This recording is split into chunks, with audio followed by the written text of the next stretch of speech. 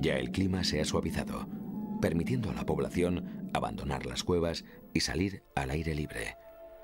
Es ahora cuando los vizcaínos levantan sus primeras chozas y establecimientos pastoriles o bordas, antecedente de nuestro caserío, dando lugar a una forma de poblamiento disperso, aislado y distante que ha perdurado hasta nuestros días.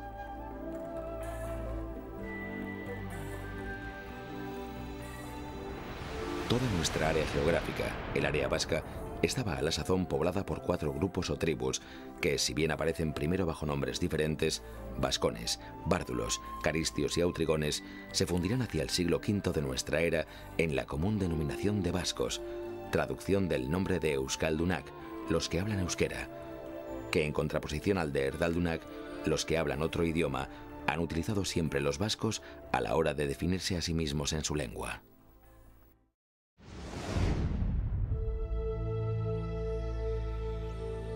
Los vascones ocupan aproximadamente el territorio de la actual Navarra, llegando hasta el río Bidasoa o quizá hasta el Urumea. Los bárdulos se habían establecido entre este y el río Deva, los caristios entre el Deva y el Nervión. A estas remotas fronteras responde con ligeras variaciones la actual demarcación dialectal del euskera. Así se suceden, de oeste a este, el vizcaíno o caristio, el guipuzcoano, correspondiente a los bárdulos, y el dialecto vasco de Navarra, originario de los vascones.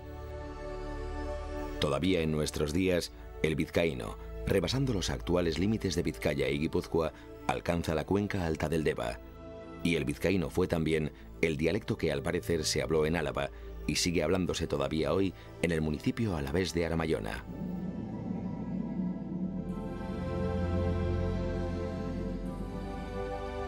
Entretanto, cuando ya la Edad de Bronce inicia su ocaso, Europa se convierte en escenario de los constantes enfrentamientos surgidos entre las poblaciones pastoriles autóctonas y algunos importantes grupos agrícolas y metalúrgicos deseosos de establecerse en tierras más cálidas y fértiles de las regiones meridionales. Los íberos, establecidos en la parte oriental de Asturias y Santander, no subieron por el sur más arriba que el Valle del Ebro. Los celtas se limitaron a pasar por Roncesvalles hacia el año 600 a.C., sin establecerse en la zona norte del país, ya que sus angostos valles no les brindaban nada parecido a las extensas llanuras cultivables que se les ofrecían al sur. Uno de los recuerdos más insignes de esta irrupción de pueblos nórdicos es el ídolo de Mikeldi, que se conserva en el Museo Histórico de Vizcaya. Un extraño animal, tal vez un jabalí, tallado en piedra, portando bajo el vientre un disco que, visto de cada lado, parece representar el sol y la luna.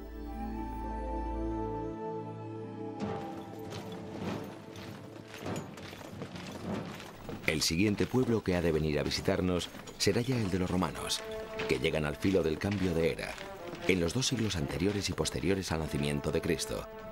Y a partir de este momento, la influencia latina se hace sentir en los países vecinos al Pirineo vasco. Su lengua y cultura alcanzaron gran ascendiente en ellos, confirmado por el cúmulo de palabras de raíz latina, muy particularmente las referencias a conceptos espirituales y a términos agrícolas, que aún siguen siendo de uso diario en el euskera. Pero también hay rastros en la toponimia. Este es el caso de Forua, el Forum Glorum o lugar de mercado. Los romanos establecieron centros de comercio o foros en diferentes rincones del país. Cerca de Guernica, en Forua, en la Edad Media, la feria era una concesión real. Guernica es hoy uno de los más importantes centros comerciales que mantiene un sistema de mercado similar al de la época romana en la vecina localidad. Algunos de ellos se han convertido en los albores del nuevo milenio en auténticos fenómenos de masas, como el último lunes de Guernica.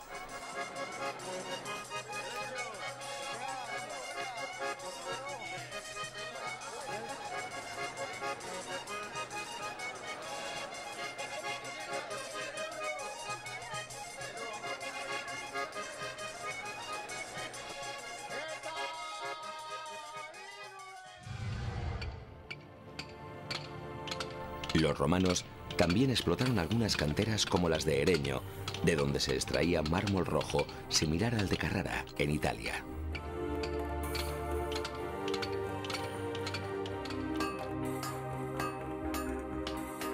Lo que fundamentalmente dejaron los romanos en Vizcaya fue la técnica de explotación del hierro, que sobre todo a partir de la Edad Media llegaría a ser el factor decisivo de nuestro desarrollo industrial.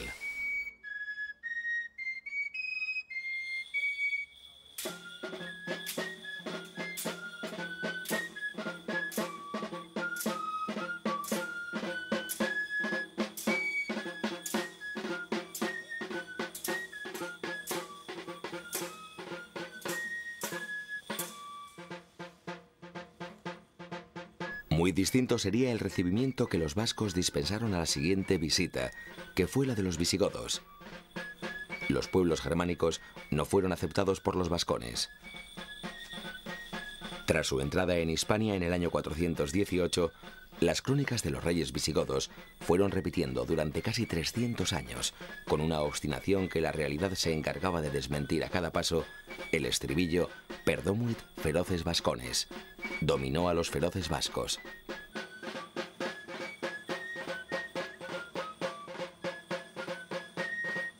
Pero, ¿fueron realmente dominados?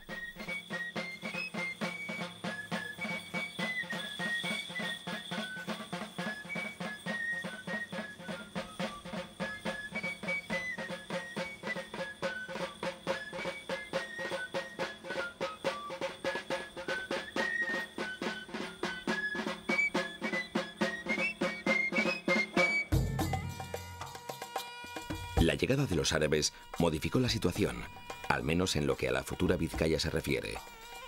Parece ser que ya en el 714, 3 años después de su desembarco, se enfrentaron con los vascones y llegaron a ocupar, al igual que los visigodos, las llanuras meridionales de Álava y Navarra.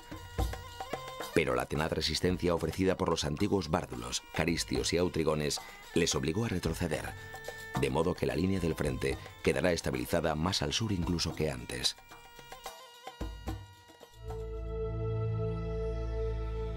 Iniciada ya la Reconquista es cuando la historia va a poner en nuestras manos el documento donde por primera vez aparece escrito el nombre de Vizcaya. La crónica de Alfonso III, compuesta en torno al año 900. El texto de la crónica de Alfonso III distingue dentro del territorio que más tarde habría de constituir el señorío de Vizcaya 3 comarcas claramente definidas. La occidental, una considerable parte de las encartaciones. La del sur, donde se sitúan Orduña y el Valle de Ayala, y la central, a la que llama escuetamente Vizcaya, la zona que hoy denominamos Vizcaya nuclear, comprendida entre la costa al norte, el río Deva al este y el Nervión al oeste. Los límites de esta Vizcaya nuclear, si incluimos en ella los valles del Duranguesado y Orozco, no mencionados por la crónica, coinciden con los de la antigua región de los Caristios, delimitando a la vez la zona donde en la actualidad sigue hablándose el dialecto vizcaíno del euskera.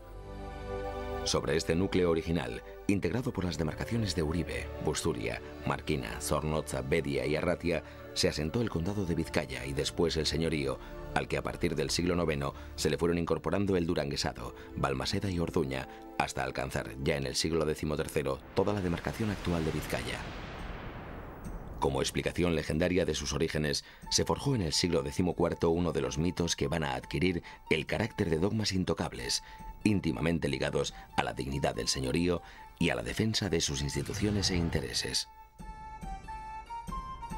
Nos referimos a la famosa leyenda de Jaun Zuria, el señor blanco en euskera, que aparece primero en el libro Dos Linagens, escrito por el conde portugués don Pedro de Bracelos entre 1323 y 1344, y que un siglo después el banderizo cronista Lope García de Salazar incluiría en su crónica de Vizcaya, así como en sus bienandanzas y fortunas.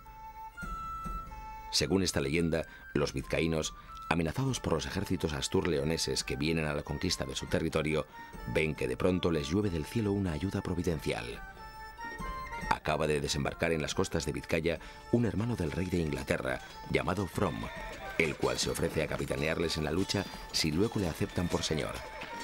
En otros lugares se asegura que Jaun Zuría era un príncipe vikingo que había llegado a Mundaka, topónimo de raíz escandinava.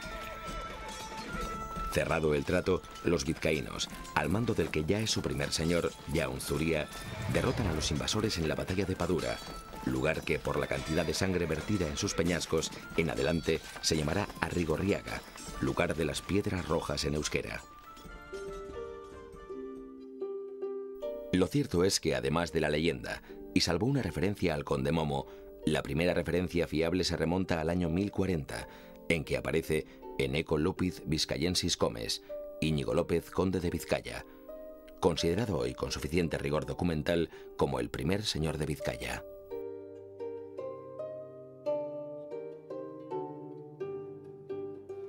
El segundo señor de Vizcaya vino a ser en consecuencia, ya dentro de un régimen de sucesión hereditaria, su hijo López Íñiguez. Y el hijo de este, Diego López, tercer señor de Vizcaya, fue quien inauguró el apellido Haro, nombre del lugar donde se alzaba su castillo, que en lo sucesivo ostentarían los miembros de esta familia.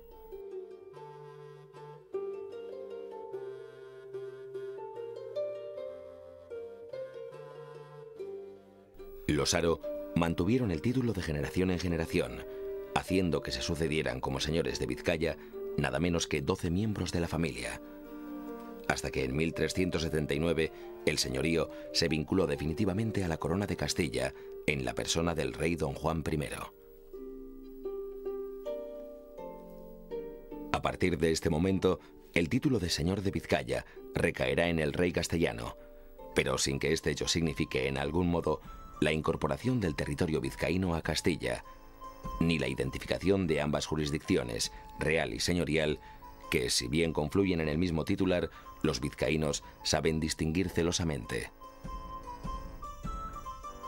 También las distingue, ya desde el comienzo de su reinado, el propio don Juan, incluyendo entre sus titulaciones la de señor de Vizcaya, sin jamás fundir este último título en el realengo ordinario.